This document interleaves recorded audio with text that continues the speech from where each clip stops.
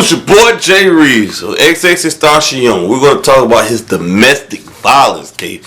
He had a messy domestic violence case with his ex-girlfriend, the late rapper right here. Shot and killed. When he was shot and killed in June, Florida, the rapper XXXTentacion was awaiting for trial for a 2016 domestic abuse case involving his former girlfriend. He was charged by Miami-Dade County State Attorney's Office with aggravated battery of a pregnant woman, domestic battery by strangulation, false imprisonment, and witness tampering. Accusations that alleged the victim detailed in a January 2017 deposition. He pleaded not guilty to the charge and maintains innocence up until his death. Now they were talking about this. How many people we know in the community, in the black community, is guilty for this that we know? Uncles and girlfriend, aunties and uncles and brothers and them and sisters beating people, beating their loved ones, beating somebody up in this shit. So for you to stay in domestic violence case, man, I think it's horrible. There's a way out, but you shouldn't put up with this. They'll put their hands on you one time, they'll definitely do it again. It's about control. It's because they got low self-esteem and the other person got low self-esteem on why they stick around. Because nothing but toxicity can happen. Somebody gonna get killed in domestic violence. It never ends well. It always ends bad. That's why the state separates y'all two, so nobody won't end up dead. Because in so many cases, people do die in this right here, and you wonder why they having sex with each other the next week, and then next month that person dead. He or she is dead behind that right there. So he was definitely battling a lot of demons. XXXTentacion. His real name was Joseph A. Yes, his real name was Joseph A. Dwayne. He got a hard name to pronounce. Holy crap.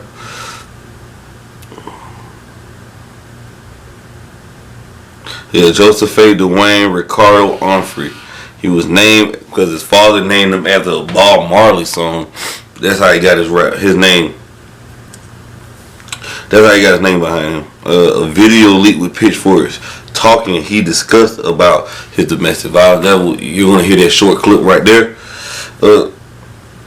On October 8, 2016, discussing his girlfriend who believed he cheated on him, who had cheated on him. Stasion can be heard saying, "I put my source of happiness in another person. It was a mistake initially, right? But she fell through on every occasion until now. Now I started fucking up, bro. I started fucking her up because she made one mistake, and from there the whole cycle went down. Now she's scared. That girl is scared for her life," which I understood. He did not detail what he had done to the alleged victim. Earlier in the recording, "I would kill that bitch if she played with me." So, discussing his ex-girlfriend who had cheated on him, can be heard saying out. Yeah, that's another thing too, guys. When somebody cheat on you, you don't own anybody. Nobody's your property. You're not entitled to people. So when you let people try to be your source of joy, of happiness, or your peace, or whatever, it doesn't end well. Because that person is entitled to do whatever they want to do. That's their choice, their free will. Whatever they do is their prerogative. Their body, their choice. So when that person makes that decision, you have to move on. You can't just beat on them. That ain't going to make them love them no more out of anger. If you love somebody so much they cheat on you, man, you leave and keep your dignity and your pride. Your dignity and your self-esteem. Because when you do this, you look weak. You look like a sucker doing this, guys. This guy needed help. I believe he needed prison. If he was allowed to fight, he needed some prison time. I think that would have changed him. And he needed some counseling and some serious help. For that right there. His most recent defense attorney did not return the phone calls made about this. The state attorney did not provide identities of other people on the tape. And it can be heard telling him he cannot have private time, which led the victim trying to talk him down from the thoughts of suicide. He was actually suicidal.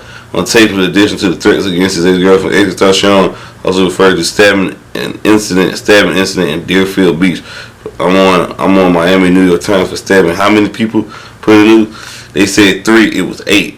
On January 21st, 2016, a local Florida newspaper reported the police were searching for a person who stabbed 3 people during a fight in Deerfield Beach.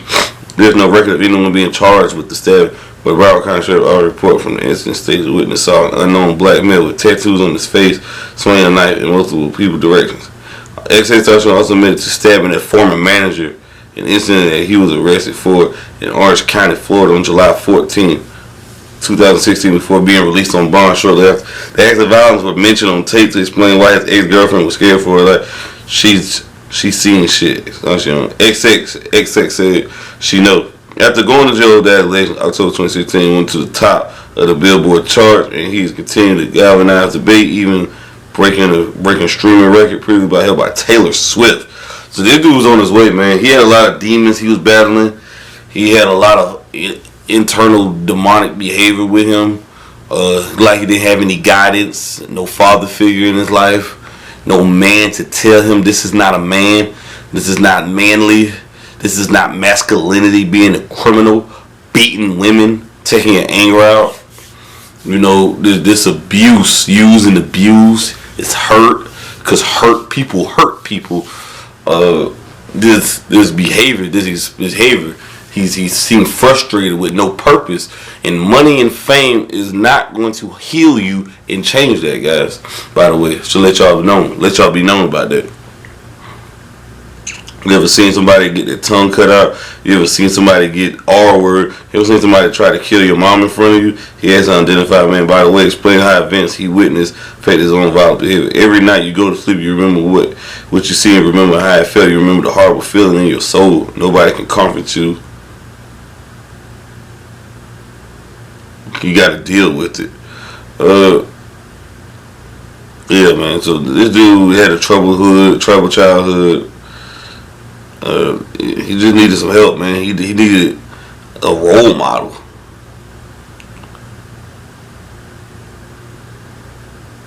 Yeah, he needed a role model. See, yeah, and he said, look how fast because I can't control my fucking, look how fast. He also stated too, he had like a deposition where he was talking. He was saying, look how fast I fuck up because I couldn't control my fucking anger. You feel me? I feel disgusted. Every day I have no pride. No pride looking in the mirror. I disgust myself. And you know what it is, man? Funny, man. You know what's funny? I love it. I love that I disgust myself. I eat my negativity every single day. You know what comes up more than the negativity? No matter where I go or where I search for any resurgence, something gonna fuck me over, bro. The woman said, so what's your positivity? There's none. It's not me. Why? It's so sad. This dude, he doesn't feel love or wanted. He feel like, he doesn't care about anything. I don't know how he was raised or brought up. No mentor in his life. This is the direction of kids were having a loving family in the house. So how much a loving family? Because this kid has just basically ended up a statistic. XXXTentacion ended up a statistic. The typical black kid, end up dead in jail. What happened? And I wish people would understand that when you don't have your child in a loving home, they're susceptible to this. They succumb to this right here. And just because they're on TV with money and fame doesn't mean they're successful.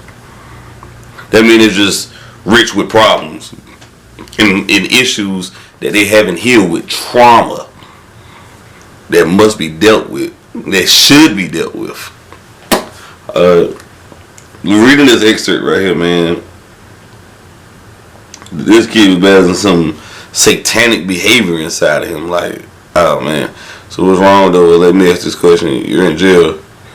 Your homeboy that take you care of you, right? He fucked your girlfriend, right? He fucked your girlfriend, gave her a lot of drugs and fucked her, right? You come home first, then you take care of her like 3-4 months. Take her for a while. She ain't got nobody to take care of clothes, shoes, a house to stay for a bedroom apartment. You feel me? Kids, all type of crazy shit. You feel me? Dropping bands, right? You get out, right? The people take care of you, get out. The day you get out, you see her, right? Kiss on your lips, and I want to love you. You go up. So it looks like right here he was in and out of jail and this girl was cheating.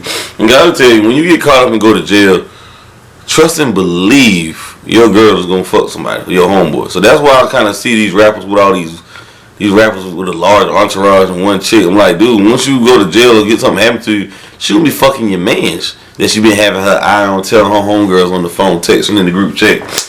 So I never understood that why a bunch of guys have around a bunch of guys around a girl. Like, why do you want that? Why do you feel like that's cool? Why? I don't know. I don't understand. Be like 30, 40 of them rap niggas around they one chick though. They main chick. That's some strange behavior right there. That's some That's some shit I can't get with right there. Yeah, sometimes you don't. Yeah, man, troubled childhood, man. He was a problem child. He also beefed with Drake and the Migos. We're gonna get into that. He was beefing with Drake and the Migos shortly over that time.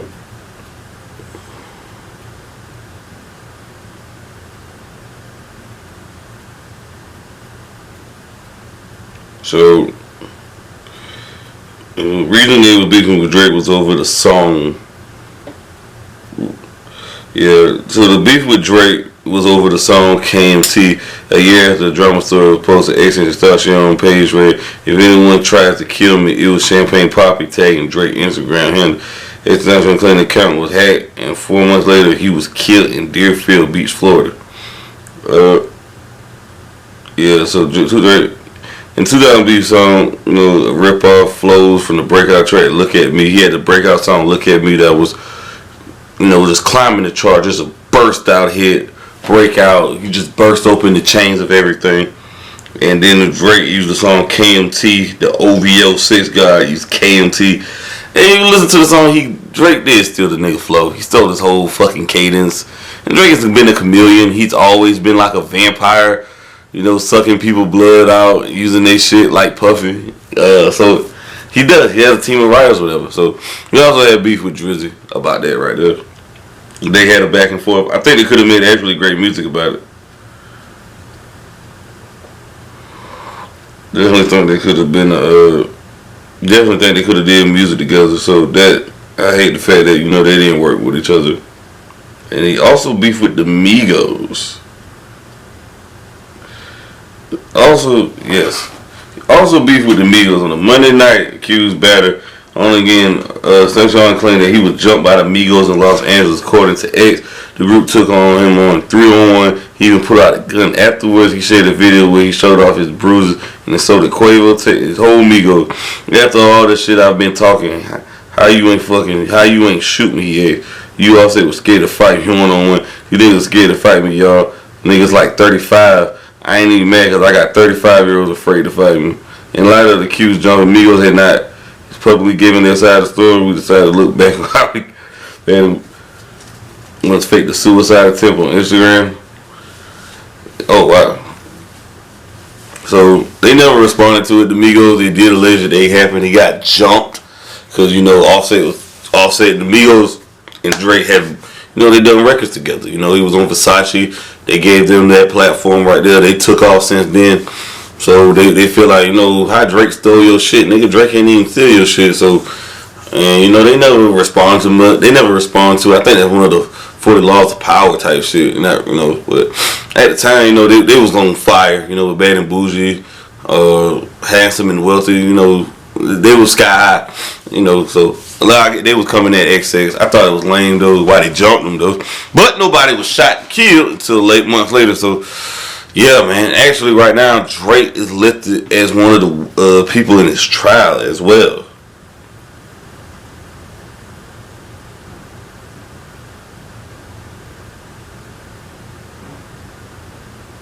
Drake and XX.